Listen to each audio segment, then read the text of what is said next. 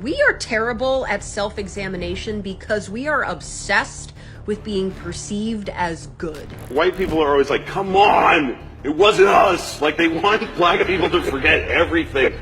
Like, every year, white people add 100 years to how long ago slavery was. I don't mean to say this like to be disrespectful, and maybe some people are gonna think this sounds dumb, but I feel like there's a deeper reason why, people of color and specifically the Black community have been relentlessly persecuted. Just the things that happened during slavery alone, were insane. When they attack black people after they've been murdered, when they did absolutely nothing wrong, you're pushing us to the limit.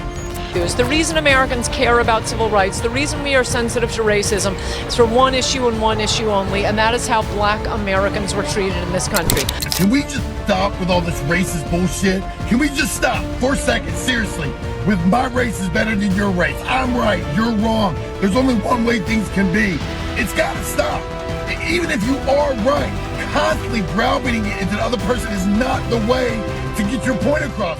Before we start, I want to make something clear. This video is not about attacking anyone. It's about looking at history honestly and understanding why certain conversations in America are still so emotional today. A lot of people don't realize how recent many of these events are and how deeply they still shape everyday lives of black Americans. And when the society tries to ignore that reality, deny it, rewrite it creates even more attention. So in today's video, we are simply talking about the patterns we have seen, the lessons we keep repeating, and why understanding the past is the only way to move forward. Let's dive in calmly and respectfully. When they attack black people after they've been murdered, when they did absolutely nothing wrong, you're pushing us to the limit. And what do I mean by that? You're asking us to talk about history, the history of the South. This is in Georgia. What happened in Georgia? There were savages in Georgia. It was the ancestors of the white right-wingers. They were absolute savages. They murdered people, they lynched people, they raped people, they enslaved people. They took babies from their mothers and sold them as property. You want to talk about savages?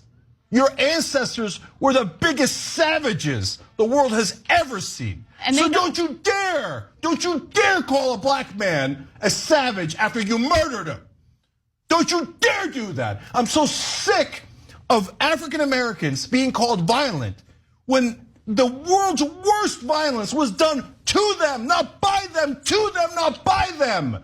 For God's sake, you want to do racist stereotypes? If it fit anywhere, and it doesn't, but if it fit anywhere, it would certainly fit white right-wingers in the South, who has hundreds of years of history of being savages. Savages. They snatched babies, and they sold them as property, and they raped their mothers. Savages. That's what they were. You want to talk about stereotypes? Screw all of you who still defend that Confederacy. That monstrosity. Anyone who defends that is a barbaric savage. White people are always like, come on, it wasn't us. Like, they want black people to forget everything. Like, every year, white people add 100 years to how long ago slavery was. I've heard educated white people say slavery was 400 years ago. No, it very wasn't. It was 140 years ago. That's two 70-year-old ladies living and dying back to back. That's how recently you could buy a guy. That's it. And it's not like slavery ended and then everything has been amazing. Like, it just... Oh, glad that's over. Oh yeah, it just ended like a clean where you don't have to wipe. Just boom. And then it's just been parades and presents ever since. You gotta remember that if you meet a black person, they have gray hair, they remember a time they weren't allowed to use a certain toilet. So I don't mean to say this like to be disrespectful, and maybe some people are gonna think this sounds dumb, but I feel like there's a deeper reason why, people of color and specifically the Black community have been relentlessly persecuted. Just the things that happened during slavery alone, were insane. But I don't know, the more I learn about Black history and the ways that, you know, people who literally worked in the government, like the CIA, all these different people in power were trying to ruin the Black community. And it makes me think, dude, I feel like, is there something more going on here than just racism? Because it's like, come on, you're telling me you're doing all of this stuff just because you don't like someone's skin color? I feel like, what if, I have this theory that, like, what if Black people have some type of superpower? Like, what if they have, I don't know, if they're just born with something very valuable that we don't really know about, but maybe, you know, like I said, these people, these rich people and these people in power, maybe they figured it out a long time ago, and maybe that's why they were like, oh, we have to like get rid of them, blah blah blah. I don't know, I feel like maybe they have something special that we are not taught about that is linked to them being people of color, you know. And I've seen some Black creators come on here and try to explain how special it is to have melanin in your skin and how it has all these different properties, but I don't know, I just feel like I have this theory that this goes so much deeper than maybe a lot of us realize, because I'm sorry, but I don't think you're gonna go out of your way for all these hundreds and hundreds of years to try to ruin one group of people over something as silly as, oh, their skin is a different color. Like, I feel like there's something that we don't know. The reason Americans care about civil rights, the reason we are sensitive to racism, is for one issue and one issue only, and that is how Black Americans were treated in this country. It is because of the legacy of slavery and Jim Crow. Those do not compare. Irish, you know, the new groups, they always get a little bad treatment. Do not compare that to how Blacks are treated in this country. You don't get to piggyback on the Black experience in America. You do not get to do that just because you are a woman, an immigrant, gay, Hispanic. No, the rest of you can go F yourselves. No, this is for Black Americans. And I certainly don't think that Black people should just expect racism because white people are going to stop being that way.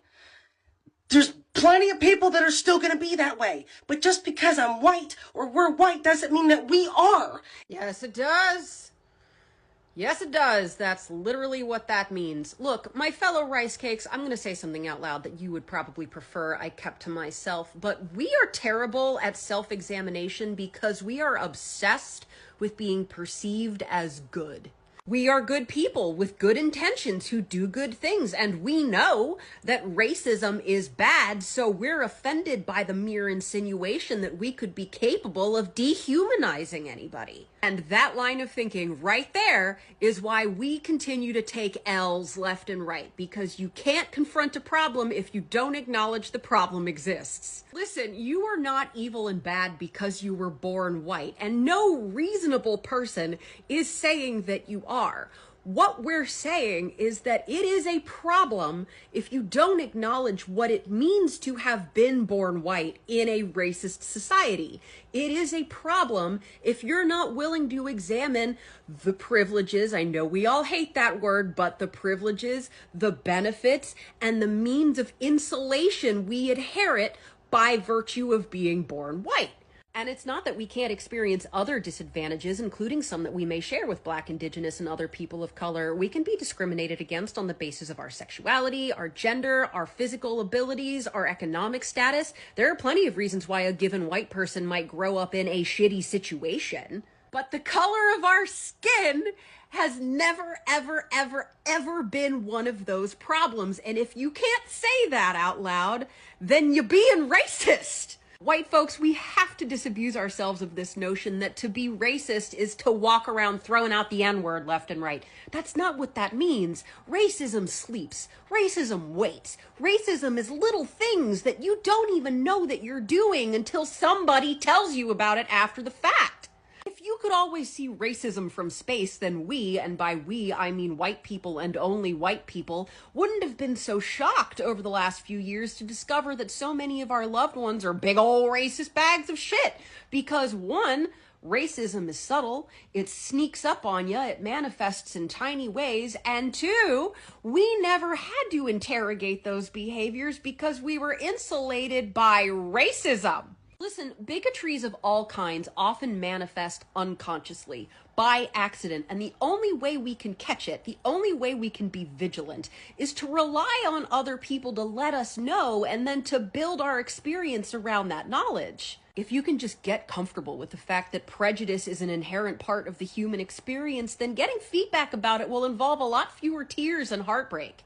In conclusion, my fellow Snowmericans, to be good is to accept your limitations and be okay with being wrong.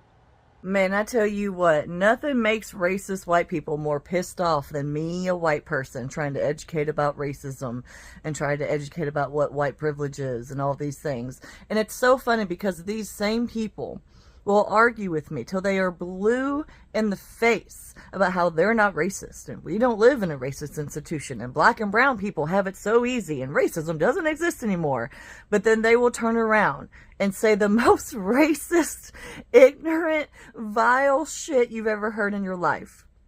The disconnect is amazing. And this is why I make content like this, because it's so important, because we do live in a racist institution and we are all raised in racism as white people. This is simply a fact. And the crazy part about it is every one of us knows this. Even the ones who will sit there and fight with me to the death about it and act like it doesn't exist. Y'all know white people are racist. Y'all know about the casual racism, the casual microaggressions that we are raised in, no matter where we live in this United States of America. And this is why I will never stop. I will never stop trying to educate as a white person about racism and how we need to learn. We need to evolve. We need to do better. It's almost as if they feel like admitting to a racist institution or admitting to racism makes them this evil, terrible person. And so they would rather double down than to grow and be a good person. And that's so bad, because all that says to me is that you have a small mind and a cowardly soul. And I wish better for you than that, truly, because everything in your life will get better when you stop being so ignorant. You know, I'm often very hard on white culture and whiteness, so I've been asked to say something in support of them. I mean, look, we did contribute like hummus, I think, or, you know, maybe vinaigrette dressing or something, I'm sure. But also, you know, through our forcing black folks to assimilate into our culture, I'm kind of with you white folks. Like, I'm tired of them behaving like us. Tired of their appropriation of our culture, right? You know, the violence against black folks, that's our thing, right? You know what I mean? The whole competing on who's got the flyer rides, the competition, instead of celebrating each other. That's on us, isn't it? That's our thing. That's what we do. We compete. You know, who's going to be the richest, who's going to be the wealthiest. That's our thing. They need to stop doing that. It's really irritating. I understand why we want to get away from them. You know, let's see, what else do they do that we can't stand? The acting like people are bothering them when they have some needs or something, you know, like, I made this is mine, that very individualistic thought process. You know, that's us. I'm with you.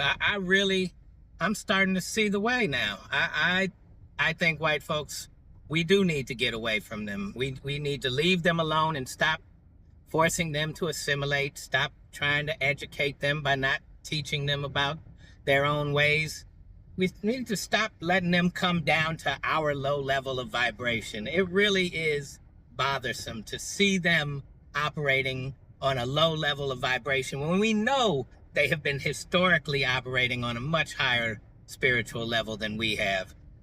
I'm with you. I really think that they need to leave us alone and stop assimilating into our culture just because we control the resources or whatnot, just because we provided the drugs and the guns and we manipulate through the media.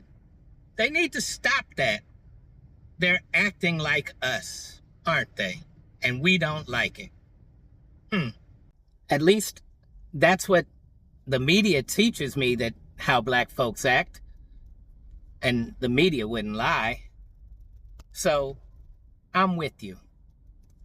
Go back up to that higher level of vibration and show us the love and protection and appreciation and how we should be behaving. Stop acting like us at this low level. My gosh. When you watch all of these clips together, you can really see one big problem in America. A lot of people don't want to face the truth. They do not want to look at history honestly. Instead, they keep saying things like, that wasn't us, or slavery was a long time ago, or everything is equal now. They will say anything just to avoid admitting what really happened to black people in America. And the sad part is, black people are the ones who get blamed and told to move on, even when the wounds are still open. The truth is, black history is not far away. It is not something ancient. Slavery, Jim Crow, segregation, redlining, mass incarceration. These things were not thousands of years ago. They touched people who are still alive today. Many older black people remember when they could not use certain bathrooms, could not go to certain schools, or had fear for their lives just for being black. And even today, we still see black people unalived on camera. And somehow the question becomes, what did they do? That is the painful part. In the video, you hear some white people being honest and calling out at the white people. They say we are not good at checking ourselves. We only want to be seen as good people. And that is true. Many white people care more about protecting their image than telling the truth. They do not want to accept that racism still exists. They do not want to admit that they benefit from certain systems. So instead of listening, they get angry, deny everything, and try to protect their feelings. When that happens, the conversation stops being about black struggles and becomes all about white comfort. One speaker in the video said something interesting. The reason America even talks about civil rights today is because of how black people were treated. Black people are the ones who forced America to change.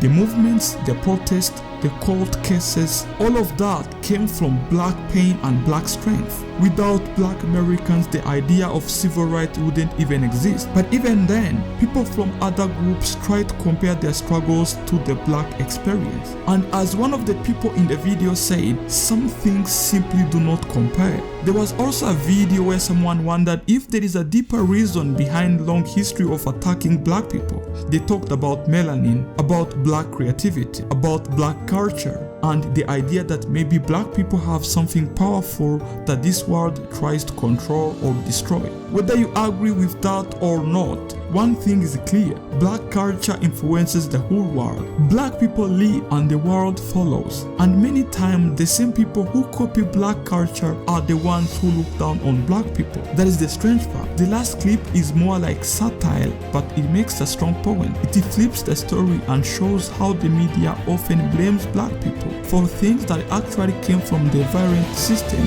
created by white people. The clip basically says, you say black people are violent, greedy and competitive. But look at history. Look at who taught that behavior. Look at who built systems on those values. It exposes how unfair the stereotypes are. From all of these clips, the real message is this: racism is not just people saying N-word. It's not just people wearing a hood. Racism lives in small habits, jokes, attitudes, and blind spots. It shows up in the ways people think, vote, feel, even when they don't realize it. Many white people grew up in a racist system without ever needing to question anything. That's why they get shocked when they discover that their own family members hold racist ideas. For my white viewers, the point is not to feel guilty or attacked. Nobody chooses their skin color, but everyone chooses how they respond once they know the truth. You can either listen and learn, or you can deny and stay stuck. You can use your privilege to help fix your problem, or you can pretend the problem does not exist. And for my black viewers, I want you to know this: you are not imagining things. The frustration, the anger, the exhaustion, it comes from dealing the system that keeps repeating itself. But I also hope this video showed that some people are waking up. Some white people are starting to speak honestly, even when it makes others uncomfortable. That doesn't solve everything, but it is a start. At the end of the day, real change begins with honesty. If America really wants to be better, it cannot just say we are not racist. It has to look at what was done and how how it still affects people today, and what the real repair looks like. You cannot fix what you refuse to face. As long as America keeps avoiding the truth, we keep having the same conversations again. And this is not what Americans want. They want unity between all Americans. That was it for today. Make sure you drop your own opinions down there in the comment section. If you have not yet liked the video, click on that like button, and if you have not yet subscribed, smash on the subscribe button. Mr. TA signing off. Ciao.